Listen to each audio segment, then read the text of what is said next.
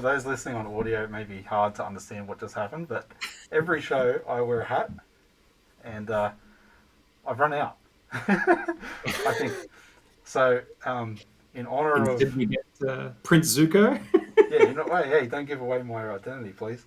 So, in honor of Avatar: The Last Airbender live action coming out, which had this character in it, the Blue Spirit. I'm wearing my Blue Spirit mask for just a moment, because why not? It's an awesome piece of work. I actually wore this. Do you guys remember when I wore this? No. You were both there when I wore it. I'll give you a clue. Mm. I was playing bass guitar, and we went through like 45 Cuban cigars in one night. And Ruben had his head shaved, dressed up as a very angry producer from Tropic Thunder. Oh, yeah. Was that your 30th? It was my 30th. I've had this Yeah. mask for 13 years. Yeah, wow. So, yes, it is a Blue Spirit mask. I will now remove it. It's such a cool thing. So this was like handmade by some guy that he actually did some of the props for the Phantom Menace.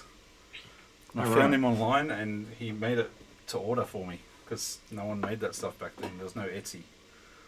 That's cool. So, but I wanted it for my 30th, and I got a full, legitimate martial arts ninja suit, like not a costume, an actual proper ninjutsu suit, and some training twin swords, and went all in. Commitment, Awesome. Tim. Commitment. Very much commitment. Anyway, enough of that. What are we drinking tonight? I am drinking Canadian Club Dry, 0 sugar. And here's Nice. a beautiful sound. Oh yeah. What are you drinking there, Lachlan? I am on the Moondog Old Mate Pale Ale. So it's, Never heard of such a thing. I got a 6-pack of them for my birthday, and I'm enjoying them. So it's all good. Oh, when was your birthday? Was that recently? Yes. What? Well, happy Just birthday. quietly snuck that one by. I'm going to have to change my PIN number to be your birthday. Uh, I've done it before and it works. So I'll need to make my phone unlock your birthday so I don't forget it. How old are you now, you old bugger? 44? yeah, that's it. Oof. Getting up there, mate. Yeah. Don't look a day over 43 and a half. I certainly do. And I'm 43. Oh, well, happy birthday. Thanks for bud. telling us on air, jerk. Yeah, I know. Just make you feel awkward in front of everybody Yeah. else. Thanks. I'll put that mask We've back on so taken it people up. can't see me blushing. It's all good. Oh, how about you, Ruben? Did you have a birthday? I don't think so. No, mine's a bit of a ways off. I'm drinking drink? Canadian Club and ginger ale. Why not? Yeah, we're on the Because I'm too CCs cheap at the to moment. buy cans. Because Well- for anyone that's listening internationally, the Australian government decides to put an extra tax on premixes. So Canadian, if you buy the premix cans, it costs you more than bloody beer. Mind you, beer is ridiculously expensive now. It's insane. Everything is. When, Everything when you is. said Australia decided to put a tax on, you can just follow that by anything. Yeah, well, that's a Yeah. good point. I went to buy a case the other day, and I haven't bought one for a little while. And they've all shrunk. They seem to be like 16 rather than 24 in a case now, but the same price you were paying for 24. Yep. It's like, what the hell? Well, a case of these things is like $110 now. Oh. I'm like, oh, I'm not sure it's worth $4 something a can. No. I think that's where the economy of the bottle comes in, for sure. Yeah. My point sure. exactly. Yeah. So, but that's all right. Well, for those listening, we talked a good game. We said we were going to do Timaeus this year. And as we've started working our way through in preparation, we've discovered that it's a bit boring. in places, to put it lightly. So, some explanation why I thought this would be fun to do is primarily around the Atlantis stuff. I love looking at the ideas of Atlantis and listening to guys which are sort of known as a bit of a crackpot, like Randall Carlson and those types of guys, which I love their stuff.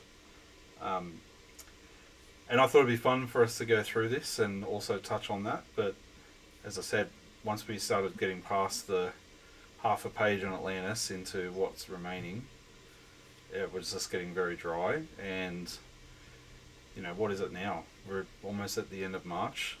We've done one episode in 4 months, and I think part of the contributing factor to that is that we're just not that into it, as they would say in the movies.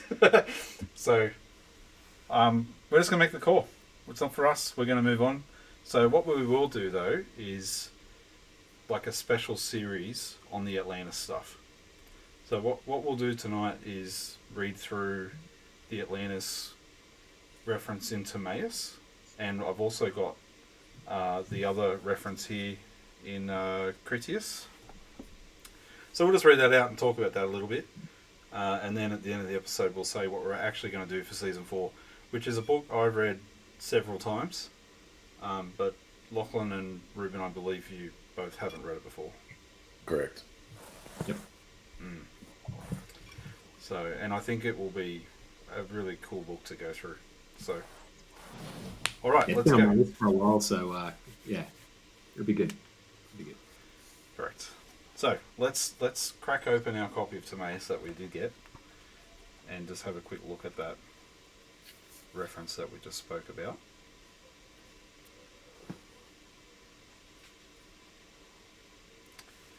Which have you guys got that in front of you? Because I've turned the corner and here we go.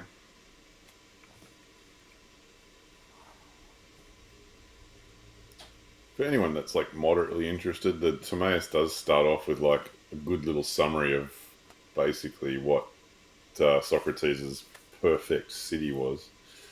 So I don't know if anyone wanted to like cheat reading the Republic, you could kind of just read the start of the Timaeus if you want if you want to hear about Socrates' politics in a perfect city.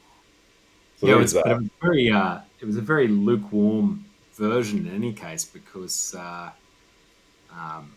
think, having read some of the essay that was accompanying it, you know, Critias, who's in that group who were they're sort of discussing this with, is basically a tyrant, and more or less they're accusing Socrates as like watering it down a little bit so it was palatable for the audience. Yeah, that's right. Because certainly when you read through in Timaeus, the summary he gives you of the Republic, obviously we spent a long time going through the Republic, so we're pretty familiar with it. Yeah. You know, he certainly seemed to give it a very light skim and gloss over a few things there. Like a sanitized version. Yeah, for sure. I speculate that the buffet was small. I think there wasn't a lot of food for them to mooch off, so they just got to the punchline. Could be. All right, so I found the passage, so we'll I'll just read it out and pause here and there, and we can discuss what we think, just at face value. And Sure. then, as I said, I'll put together some research and, you know, images of maps and other references and, you know, the arguments for and against, and we'll do some, you know, a couple of special episodes over the coming months on this. But here we go. So, Timaeus, we're up to 20E is where we're going to start. So this is Critias speaking to Timaeus and Socrates and Hermocrates? No, Is that right? Yeah. Potato. Alright, here we go. So this is Critias speaking. Hear then, Socrates, an account most strange, and yet altogether true, as Solon, the wisest of the seven, once claimed. Now Solon was a relative and really close friend of our great-grandfather Dropides. I don't know how to say that. As he himself often says in his poetry, I'm going to call it drop-itties. Does drop-itties work for you guys? Sure. Drop-itties. Drop-itties. Okay, sorry for my Greek friends out there. And Andropides, where are we? Andropides told our grandfather Critias, as the old man in turn related to us from memory, that great and wondrous were our city's old deeds, which have disappeared as a result of time and the destruction of mankind. But one was the greatest of them all, and would be fitting for us to remember now, so as to render our debt of thanks to you, and at the same time to praise the goddess on her feast day by singing, as it were, in a manner both just and true. Socrates, well spoken. But now what sort of deed did Critias relate, which was not spoken of, but really enacted by this city in ancient times, according to the hearsay from Solon? Critias, I'll proclaim it, having heard an old account from a man not young. For indeed, at the time, Critias, as he claimed, was already fairly close to 90, while I was somewhere around 10. And it happened to be our day of Curietus during the Aperturia. Now, the children's part of the festival that was usually held on that occasion also took place at that time, and our fathers set up contests in the recitation of epic poetry. And so, although many poems by many poets were recited, since those of Solon were new at the time, many of us children chanted them. Then one of the members of our clan said, either because he really thought so at the time, or because he meant to pay Critias a compliment, that Solon, as it seemed to him, had proven to be both the wisest of the seven in other matters, and what's more, in his poetry, the most free-spirited of all poets.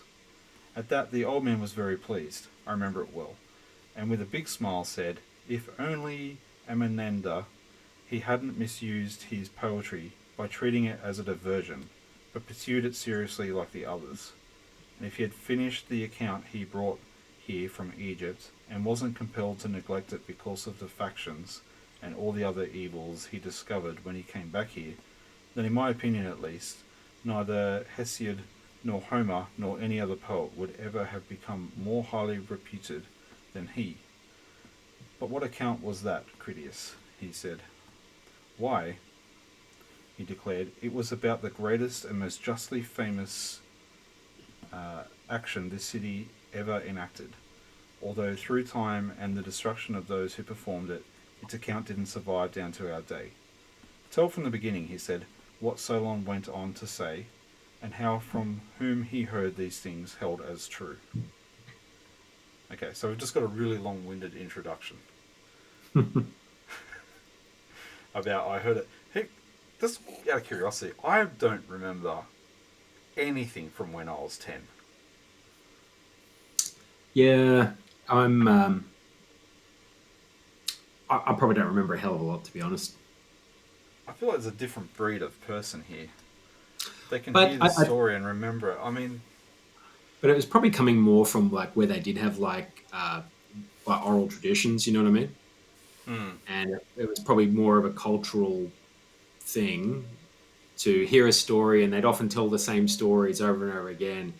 And so it'd be like your favorite TV show. Like, do you remember a TV show from when you were 10? oh, maybe like Teenage Mutant Ninja Turtles or something. Yeah, but you might remember something like I used to watch show The Goodies, right? And I could recite what had happened in like episodes over and over again really clearly, right? So that might be why. Maybe. Do you remember anything from 10, Ruben? No. You've got nothing. No. I feel like I remember people and feelings, but not like stories or shows. Like even with Ninja Turtles, I couldn't tell you a single episode's plot. Like maybe the first live action Ninja Turtle movie, I could tell you that plot if I really thought about it. I could tell you when that came out. I reckon like with the Goodies, right? I had a VHS and I would record the episodes every week when they were playing, right? So I could watch them back. And I rewatched that VHS for probably like 3 years or something. Hmm. So I could still tell you, even though I haven't watched it for 30 whatever years it's been, I could still tell you about, I don't know, 15 or 20 of the episodes, even though I haven't watched it because of that repetition. So I think maybe those like stories would be the same I if they. suppose then also they couldn't rely on it being either written down or recorded. Hmm. So they probably were more actively trying to remember as well. Yeah, that's Especially if true. it's a good one, because Yeah. and I think it's like this tradition which we kind of missed at the start of this book, but they start out because Socrates is sort of saying, "Hey, I gave you guys a story yesterday. You guys are going to give me a story today," and it's just like he wants to be feasted on the story, and I think like there's a responsibility of the guest to bring some dialogue for discourse, right? To recite And something, yeah. yeah. And so maybe it was just like a skill that people were sort of more in tune with because they knew that when they were, getting together or something, there was an expectation that they were going to have to provide some, some participation in the conversation or something. I don't know. Yeah, that makes sense. And like, how lazy does it make you feel though when you realize like you can Well, just switch on TV, and even with on demand now, like, and just scroll. You can scroll for like an hour before you decide what to watch. Like, Yeah. that's true. But it did just occur to me, like, maybe I remember the first time my kids saw my wife play Super Mario Brothers. Mm. She had not played that game since her childhood, and a long time later, I won't give away her age out of respect. A long time later, she just picks up this old NES controller because I got a NES second hand, hooked up Super Mario, and she's straight up to level 4. And then she's finding all these hidden boxes, and I'm like, "How do you know where these things are?" I was like, "I just remember." she's like, I don't know. Yeah, so maybe it was like that. Like, our intensity may not have been in stories, but it was certainly in gaming. So, Well, the other thing I wonder about is like when you, even as recently as, I don't know, like 150 years ago, people were like finishing in universities at like the age of 16, yeah. and they would know their native language, and then they would have to know, and then maybe slightly before that, they would have to know Latin, Mm. because earlier than that, even earlier than that, like Latin was like the academic language, so they would know, they know their language, they know Greek, they know Latin, they might know something else, you know what I mean? And like like they were doing all this shit before 20, you know what I mean? Yeah. Yeah. Yeah. Yeah. So I don't know. Were So they different? we're Were they just lazy. brought up differently? I don't know. Yeah. We're lazy, 100%. Oh, we're from Australia. Of course, we're lazy. All right. Well, let's keep going. Where was I up to? Is the question. I've lost my spot. E. Thank you. Okay. Yeah. Ah, yes. All right. There is in the delta of Egypt, said he, where at its head the stream of the Nile splits in two, a certain district called Saitic, and the greatest city in this district is Sais, where in fact King Amasis also was from, whose founder is a certain goddess. The name in Egyptian is Neith, but in Greek, so their account goes, it's Athena. And these people claim to be great Athens lovers and in some fashion relatives of the people here. Now Solon said that when he had passed through there, he came to be very much held in honour among them, and that once furthermore, while putting questions about old things to the priests, who were most experienced in them, he discovered that neither himself nor any other Greek hardly knew anything at all, so to speak, about such things.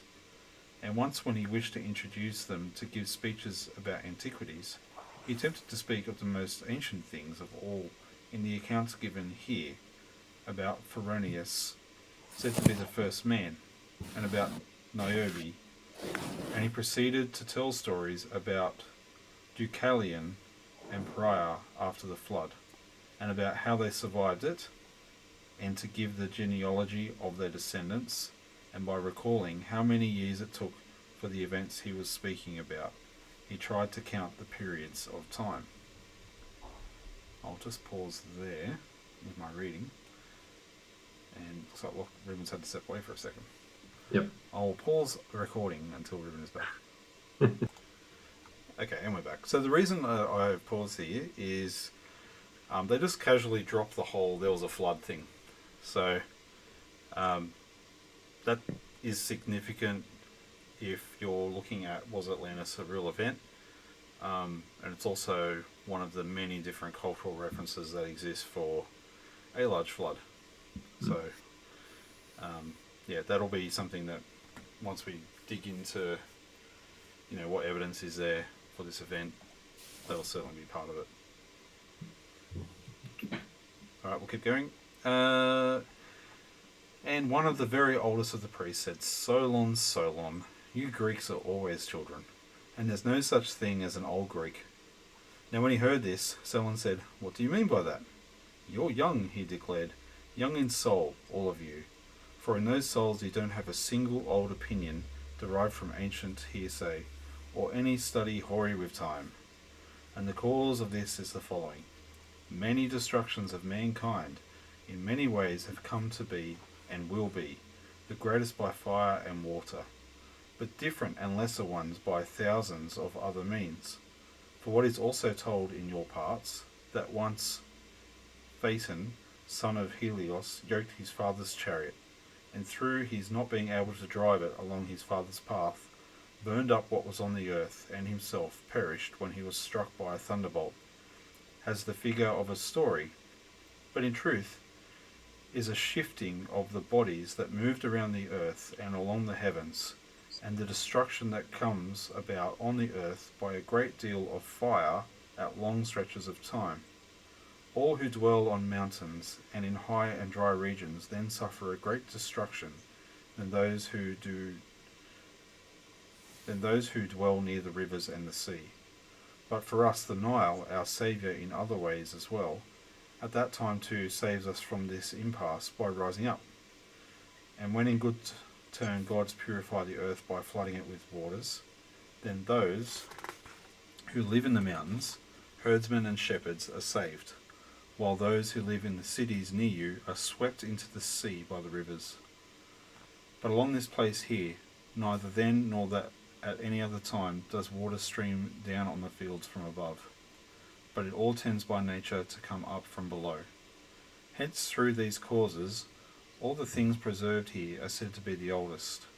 The truth is that in all the regions where neither excessive cold nor heat is at work, there is always some class of human beings, sometimes more, sometimes less in number. And if anything that is beautiful or great, or has something distinctive about it, has come to pass somewhere, either near you or here, or even in another region that we know by hearsay, all such things have been written down from olden times and preserved here in our temples. But it happens that at any given time, your lands and those of other people have only just been equipped with writing, and all the things that cities need. And after the usual span of years, the heavenly stream comes back again like a plague to sweep your people away, and leaves only the illiterate and uneducated among you, so that you become young, as it were, all over again from the beginning, knowing nothing either of the things here, or of whatever was in your own land in olden times. At any rate, Solon, the genealogies you went through just now about the events in your land aren't much different from children's stories. First, you remember only one flooding of the earth, whereas many have come to pass before this. Second, you don't know that the most beautiful and best race among men was born in the place where you live, from whose little bit of seed that was left over, there exists both you and the entire city that is now yours. But you've forgotten all this, because for many generations the survivors met their end without giving voice to themselves in writing. For indeed, Solon, once before the time of the greatest destruction by water, what is now the city of the Athenians was the best in war, and was outstanding in all respects for her excellent laws. The most beautiful works are said to have been born in her, as well as the most beautiful regimes of any of those under heaven, and that we've inherited through hearsay.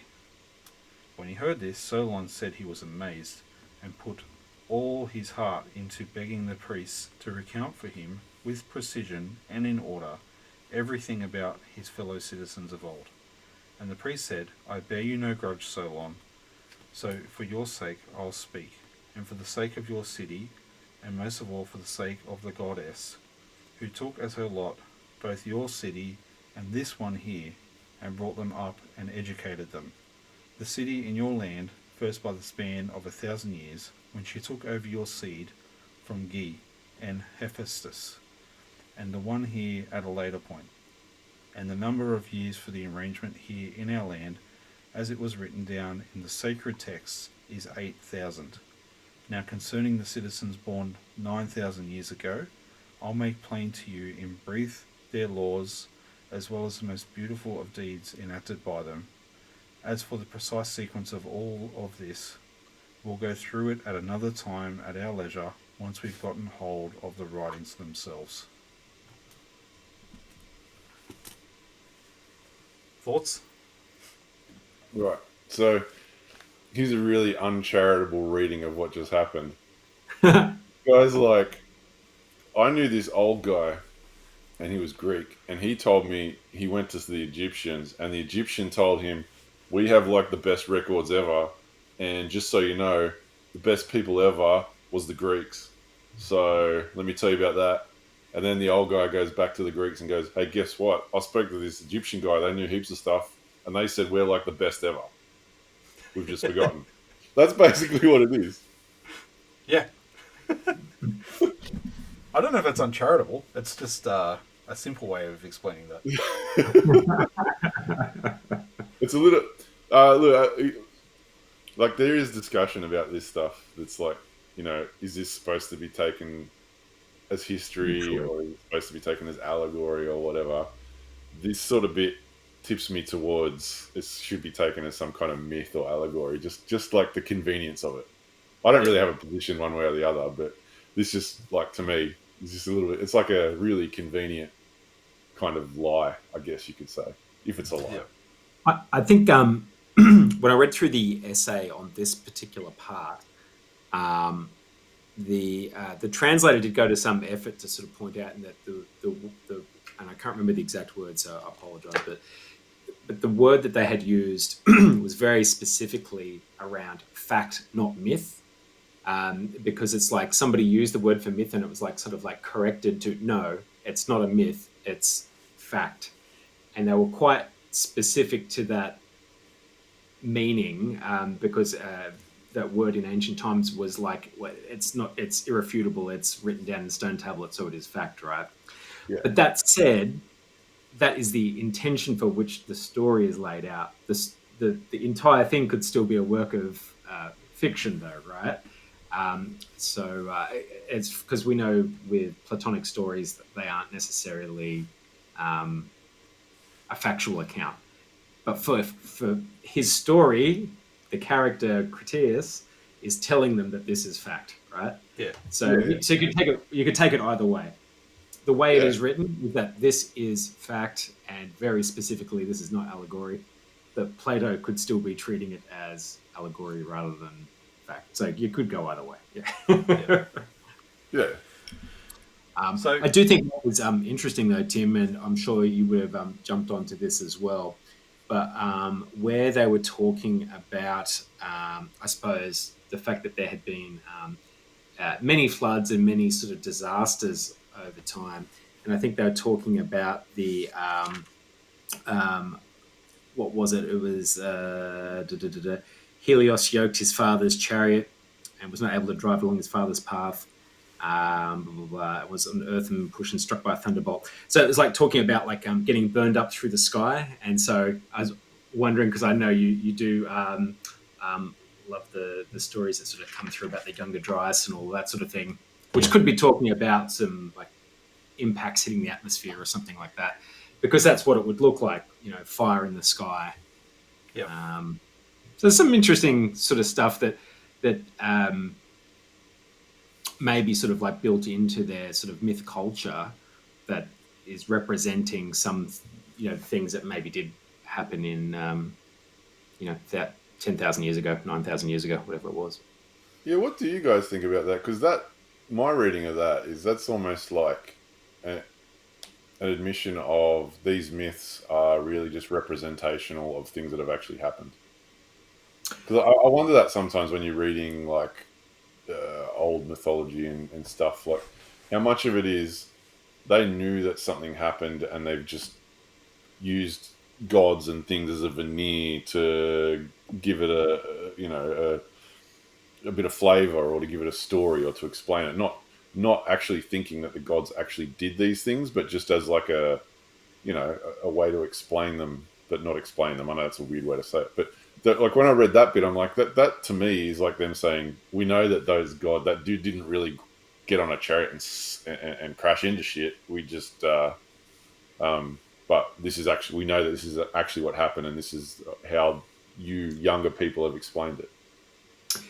Yeah, I mean, look, the Egyptian certainly comes off sounding pretty arrogant Yeah, around him knowing the truth and let me educate you children on some of the things you think you know. Um, so I don't know, but look, I think certainly I think cultures would weave observations that would be hard to explain because it wouldn't be something they would have ever seen before. And I mean, if you had never seen like a shooting stars or a asteroid, you get a multiple sort of asteroids that happens sometimes. You get a meteor shower or something like that, right? And I guess they've got to try and explain it because they don't have the science to look at it. So they probably link it into some of whatever their existing mythology is to try and explain it. And I guess talking about before, like with those sort of oral traditions, it probably just gets sort of wound up as a part of that over time. But yeah, I wonder about that, and sometimes I think it's not that simple. I don't yeah, really have anything to back that up, but I just, sometimes I just wonder. I'm just like, I, I don't know Well, whether it's all people, I don't know whether people, that like we kind of look back on that. We're like, yeah, we have science, we understand how these things happen physically, and they didn't understand that, so they just made something up to fill the gaps. I don't know whether it's that simple, but I think it's potentially that they just had a more narrative way of thinking. But like I said, that's just pure speculation. I don't know. well, you're all asking the right questions. I mean, a couple of things. So a lot of the guys I listen to, they do believe this idea that there's been lots of different events that have sort of caused resets for civilizations, and so and it, look, so I for those that don't know, I got raised a Christian in a Christian house. My grandfather was a minister, and he was on board with the young Earth theory that we're like 6 or 7 thousand years of creation. And I haven't. I'm not going to die on a hill for any of you about the age of the place, but I'm open to it being older than that. And so, I think if I'm going to put this on the table, if you think the universe is billions of years old, and that humanity has been around for at least 250 million years, then why did civilization only start 6,000 years ago? And so one explanation for that is because we can't see any further back because of these cataclysmic events, and that it actually has started plenty of times, and that it's been wiped out over and over again. So all these guys that are into this stuff of looking at, none of them are young earthers, is what I'm saying.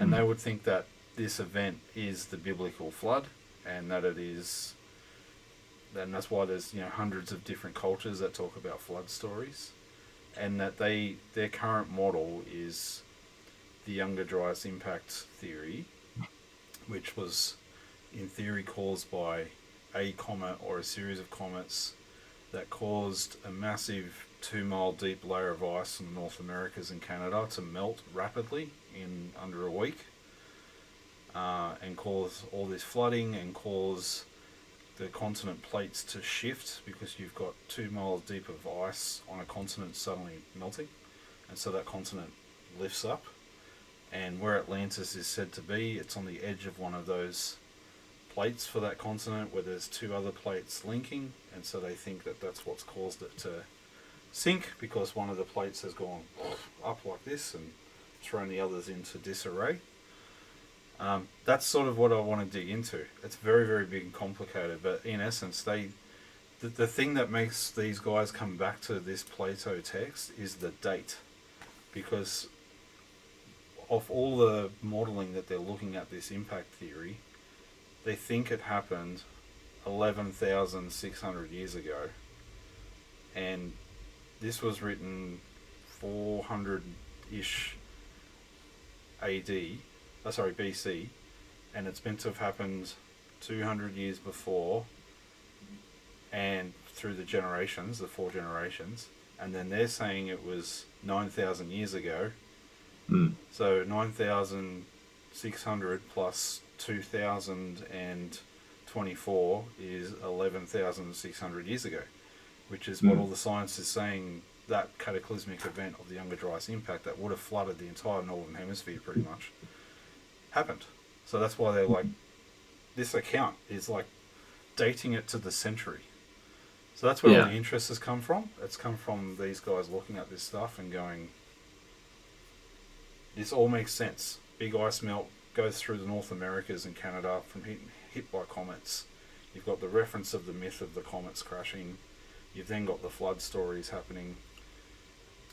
Where Atlantis is said to have been is right on the fault plate of the continent that would have risen dramatically from losing all that ice.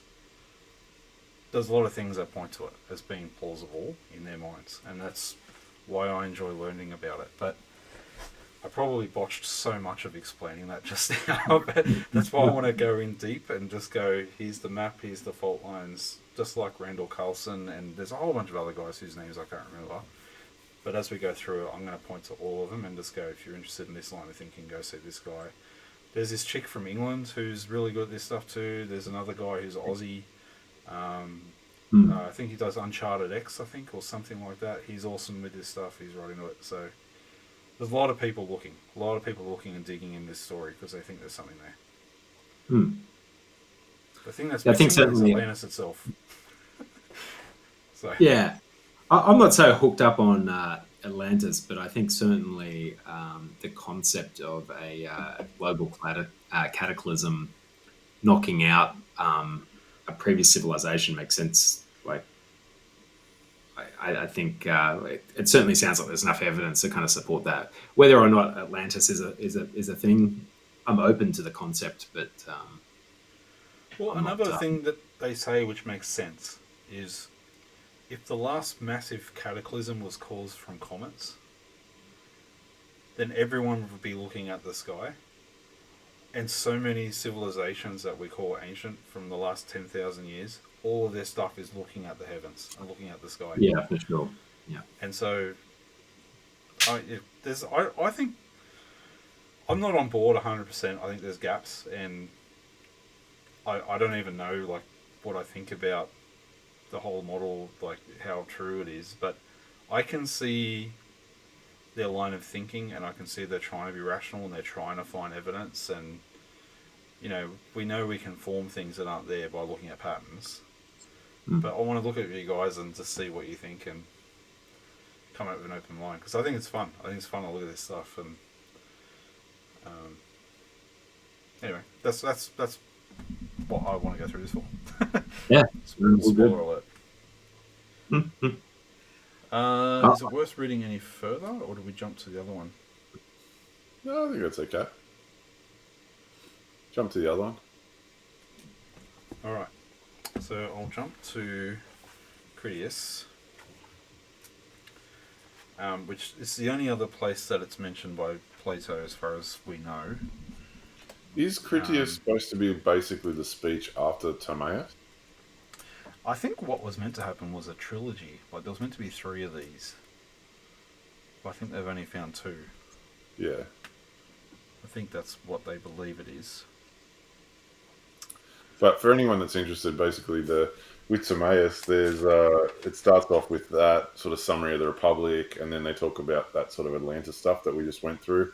And then Timaeus gives his speech, and his speech is like basically like this is metaphysics and this is where the universe came from, and then he goes into all this stuff about everything is triangles, man, and then like he goes into math, and it just gets like it gets so out there. And at the start of this episode, Tim was saying, "Oh, we just kind of thought it was boring." Well, it just gets so dense, and and what I found going through it was, if you accept Timaeus's presuppositions, there's a possibility that everything else that follows of it might be true. But it's like, why would I take the time to figure out that math and figure out that and try to decide if I agree with his Timaeus when you get to his conclusions and we just know that it's not correct.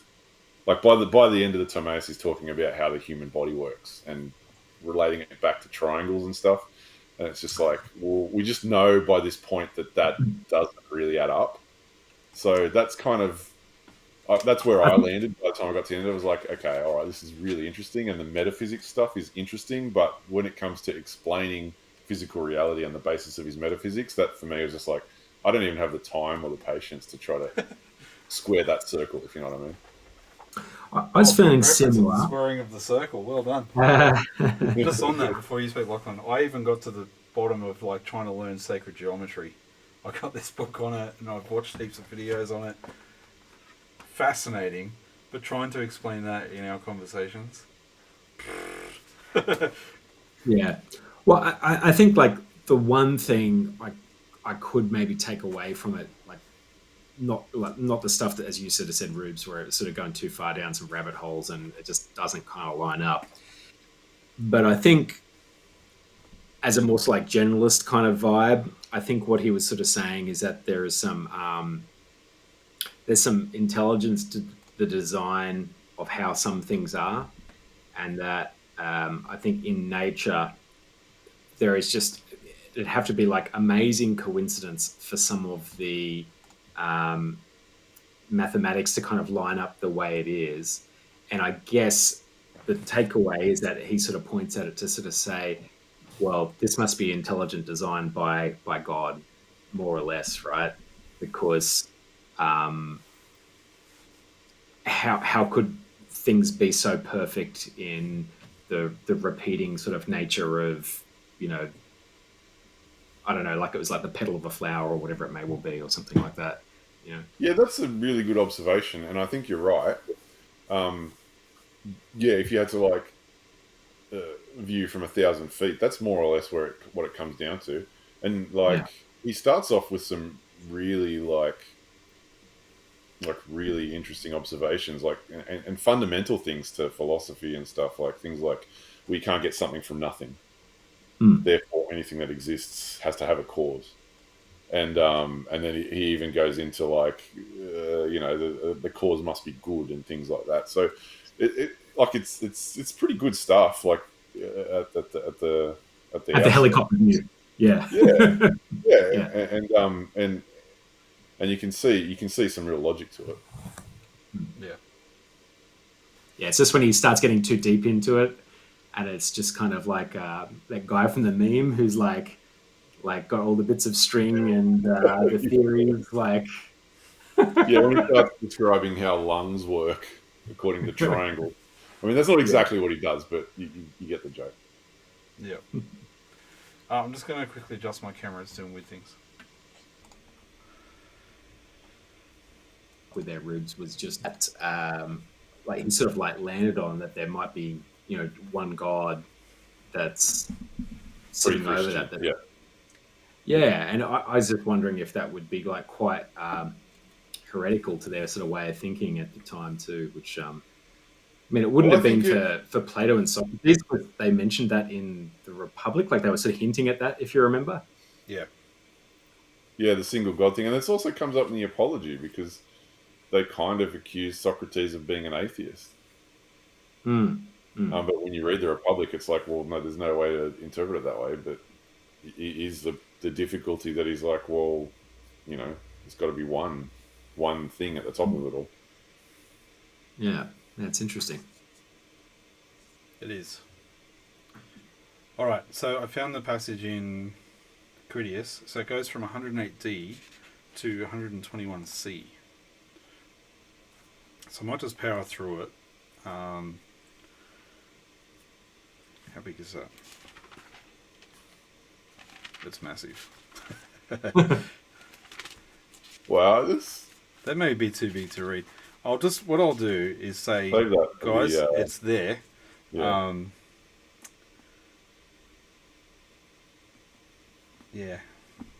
Well, we might maybe wrap that into that later episode that we do, and we'll just kind of like pull out the gold from that. Yeah, that's right. And we can. Well, what I'll quickly do is just read 108E because it mentions it, so everyone knows that it's there, and we'll keep going. So it says, we should recall at the very beginning that in very rough terms it was some 9,000 years, interesting, since the time when a war is recorded as having broken out between the peoples dwelling outside the pillars of Heracles and all those dwelling within. This war I must now describe. Now they said that this city of Athens was the ruler of the Mediterranean peoples and fought for the duration of the entire war. They said too that the kings of the island of Atlantis were the rulers of other peoples. This island, as we were saying, was at one time greater than both Libya and Asia combined. But now because of earthquakes, it has subsided into the great ocean and has produced a vast sea of mud that blocks the passage of mariners who would sail into the great ocean from Greek waters, and for this reason it is no longer navigable. So there you go. So it is there. It's in two different writings. I find it a fascinating subject. One thing I will note, and it's something that I think people need to consider, is there's nothing in there about mermen swimming underwater with tridents. There's nothing there about spaceships or any other weird bloody things like that, or Wi-Fi, or it's just advanced saying tech. it's basically like in the same way in the movie 300, the Spartans are depicted as being just better than the Greeks, but they're still Greek. It's kind of like that. They're just a better version of the Greeks of the time, who can sail better and fight better. Yeah, and I think that's part of why the professional guys who study this stuff don't want to touch this subject. There's just too much baggage attached to this topic. Where as soon as you say Atlantis, you think of Jason Momoa in some bright yellow outfit with fake bloody things all over it, and Johnny Depp's ex-girlfriend standing next to him, and all sorts of weird things. I'm sure that's not what Plato had in mind when he was talking about it. Well, the advantage of being us is we're not professionals, so you can go there if you want to. Yeah. Yeah, I mean, that's what we do here. Like, we're three middle-aged blokes. We pick these things up and we read it and we try to figure out what it's saying and have some fun with it and try and learn some things that are helpful for life, and I think we'll be able to do that. Yeah. So we'll leave Atlantis there, and now we will talk about what we're going to actually do.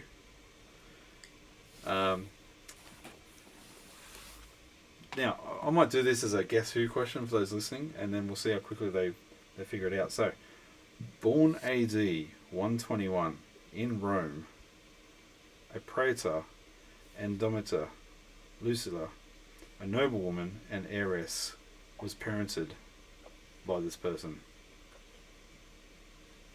Okay? No tips? Alright. Okay. Alright, how about this? The last good emperor. Does that ring any bells? Alright. So, what we are going to do is read a diary. And that diary is the diary of Marcus Aurelius, otherwise known as Meditations. So that will be the book we go through for season 4 of the Republic of Middle-Aged Men. I think it'll be a good tie-in with the Enchiridion, which we did the other season. Season 2, I think. Yeah, I think it'd be good. That was actually my guess when you picked. Timaeus. Yeah, I remember. You're like, I know what this will be. And I was like, no, But it it's was Tim's Timaeus. turn And to now, choose, and Lachlan guessed that it would be Meditations, and then he decided Timaeus, which. So I guess in the end you were right. That's it. I just play the long game. That's yeah, everyone bows a prophet Lachlan. He saw it coming. Um, yeah, so both of you chaps have not yet read this book. I've read it several times. I love it. For those of you who haven't read it before, it is basically an emperor's journal, and this emperor tried to practice the philosophical ways and Stoic virtues and principles, although he doesn't say he's a Stoic in it, and he doesn't mention the word Stoic, I don't think, either, in there. But it is an excellent book, and I think it's probably the closest real world example we got of the philosopher king that Socrates would have liked to have had happen. So yeah, I'm looking forward to reading it with you guys. It's given me a lot of tools for life and different ways of thinking about problems. It's quite a popular book. A lot of people sort of a buzz for quite a few years now in the circles of philosophy, and I think self-help even would look at this stuff. So yeah, I really hope you guys like it. I think it's a very, in the same way as the Enchiridion is practical philosophy, we're actually seeing how these ideas were put into action by an emperor, and a guy who's historically been put down as one of the greatest emperors of all time. I love it so much that when I went to Rome in Italy, I walked to the top of some staircase after having already done all of ancient Rome that day. For the 28,000 steps I'd done. I still went up and found that statue and stood next to it and got a photo, which I'll put in here. yeah, that was cool.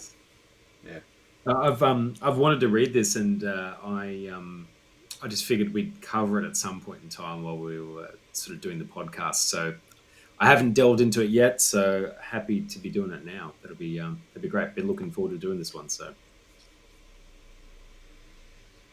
This might be the first one that I've read before we do the show. So, have you read any of them before we've done the show, Lachlan? Nah. This has all been new for me because it's not been stuff that I'd really delved into before. So yeah, cool. That's what's been good. And Ruben, how many of them have you read prior? Oh, no, none of them. None of them. Really? Yeah, I don't think so. But I'd read it around. Like, I think the first book we did was The Republic. The reason I wanted to read that was because I'd sort of read around it, so to speak. Right. Okay. Well, there you go. So this might actually be the first time one of us has read it before. Interesting. Absolutely. Well, cool. Let's head to the pub for lots of us, and talk about. Hang on. Let's do a little pub for lots of us tuning in. Picture at the pub for lots of us. We get the jingle. Yeah, that's it. All right. So, firstly, there's a guy who I have recently gotten to know through my workplace, and he has been listening to our season 1, and he made a comment to me that I wanted to share with you guys on here, which I was really surprised by, because whenever I recommend our podcast to anyone I know, I tell them to start at season 2, because I feel like we knew what we were doing a bit more there. I felt like season 1 was a bit rough, but he ignored that and started at season 1, episode 1. And he said it was really great to listen to our journey through COVID while we're doing this podcast. Yeah. And I hadn't thought of it that way at all. I hadn't thought that it was like a timestamp of that moment in time. It was, though. Yeah. Maybe I'll have to go back and listen to it. That's what I thought. I thought I'll go back and have a listen and see where we were at, and because like we did that because we were in COVID. This whole thing started because of COVID. Yeah. So yeah. yeah, it just hadn't occurred to me before, and I was like, that's interesting feedback. And he also said it was just really good to listen to guys in the same demographic because like we've grown up like gaming, and we talk about sometimes how we game, or we talk about like, we've got kids, or and he just Yeah. found that like quite nice to hear how we were working Normal through people. that during COVID, and yeah, just Mm. normal people who similar interests and similar upbringing. So that was cool. So he'll know who he is if he's listening to this. So thanks for that feedback. It was good. Um, but yeah, so there you go. Unsupported, unexpected blessing, I guess you could call it, Yeah, from that having happened. that's nice. Yeah. So that was my first pub topic. The second pub topic is: have you seen the live Last Airbender yet? Either of you? I have. I've watched What it did you in its think? entirety. It was What did you great. think? I loved it. Yeah. Yes. There you go. I had watched the original animated thing at your behest, I seem to recall, Yep. because I know you were a massive fan, Yep. which, look, I did enjoy that as well. But no, I thought the live action was awesome. I think they did a really great job with it. I haven't watched the animated thing for a long time now. So Yep. I'm a little rusty on that. Probably you. I'm sure you watched it multiple times, the original animated thing. But Yeah. I find Prince Zuko's story like it's right up there with Darth Vader for me. Like I love his story arc. I think it's fantastic. How about you, Ruben? I know you're planning to watch it at some point. I don't think you've gotten to it yet. Yeah, no, I'm not saying it. I'm waiting for time to watch it with my boys, my Yeah. sons.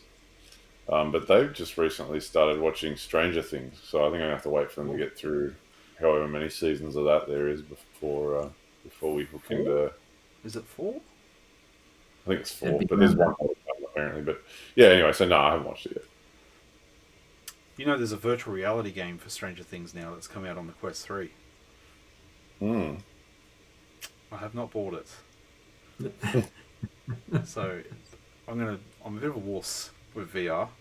So I got I think you saw it. I got the Walking Dead game, and I started playing that, and it opens where you're in a rowboat going across a swamp, and all these zombies start coming out of the swamp water, and they start trying to get your feet and stuff. That I was okay with. I could deal with that. But there was a level a little bit further where you're walking through the middle of this town, and all of a sudden there's like 2 or 3 zombies in front of you, and you start fighting them off, and you turn around and they're like right on top of you, and you can hear them, and it started making like all my hair stand up, and I'm starting to feel like legitimately like, oh, there's things around me. This is so weird. And then all of a sudden there's like hundreds of them. And I just, in the middle of this, I just went, Too lifted off much. my head. I put it down, and I've not gone back to that game. I'm like, I'm out. I play games to relax. I am hating life in this thing. I am getting out of this game. So I'm worried that Stranger Things will be the same, where it'll just be like, no, A level too intense. too intense. No, Yeah. I don't want to do that. Well, you're better than me. I can't hack the VR because I just start getting nauseous. It doesn't agree with me. My wife's the same. She gets very ill on it very fast. Mm, mm. Other than like Beat Saber or something like that, I think that's fine. But Well, they're coming at you. You're standing still. Like the games where yeah, you're standing still and things are coming towards you, that's easy. But yeah, like I've got a roller coaster game on there where you're doing like loop de loops and all this sort of stuff. And if I'm not yeah, sitting in a chair, I am going to fall over. yeah. That's not for me. I know it's not. Yeah, you'll be needing a bucket. Yeah. Well, I mean, ironically, because we were just talking about it before, but that's ever since COVID, and like, I don't know what it is, if it's either getting COVID or the vax or whatever, but I get motion sickness now, where I never used to get it before. So, Mm. don't know. Yeah, I remember there was a while there where you couldn't really play video games at all. You would Well, think. it's actually even, because like my kids playing Minecraft, I couldn't even watch that. It was making me nauseous.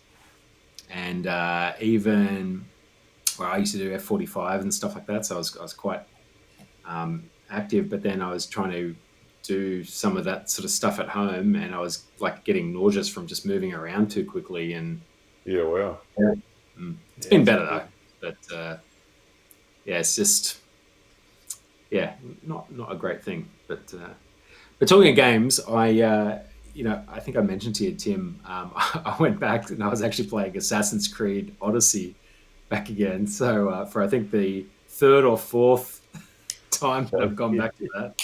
Do you trash talk Socrates when you play it? Like, do you annoy him at any time, or do you always play the nice answers? No, I tend to play it still because it's funny. Like I always play those games like I would play life. You know what I mean? Yeah. So I don't. I tend to still play the nice guy most of the time. I have But done a few playthroughs on a few games where I just did the opposite of what I'll do on purpose. mm, mm. So That's still such a good game though. Like, and I do really, really enjoy being in that world of ancient Greece with the philosophers and I suppose like the sort of like conquests and stuff after Peloponnesian War and all that sort of stuff. So it's just a very interesting historical time, and it's just fun because we, you know, read all this stuff with ancient philosophy, and they put that level of detail in that game. So I kind of appreciate that. yeah, I might need to reinstall that game and have another look at it. Well, they did upgrade it to 60 frames per second, so it was sort of a bit smoother and nicer. So, but I think like the graphics are a little telling. Like they're sort of showing their age a little bit, but at least it's sort of a bit smoother now. So You know, it's it's funny. pretty good. You just made me think of something. Kids don't care about graphics these days. Mm. We care because we went from 16-bit or 8-bit graphics. Yeah, every generation was so much more We're improved. just like, it's so beautiful. And now our kids play games that look like things that were made 25 years ago, and they just don't care. They do well. They do it intentionally. It's like Yeah. an art decision now. Yeah. It's an aesthetic choice. Totally.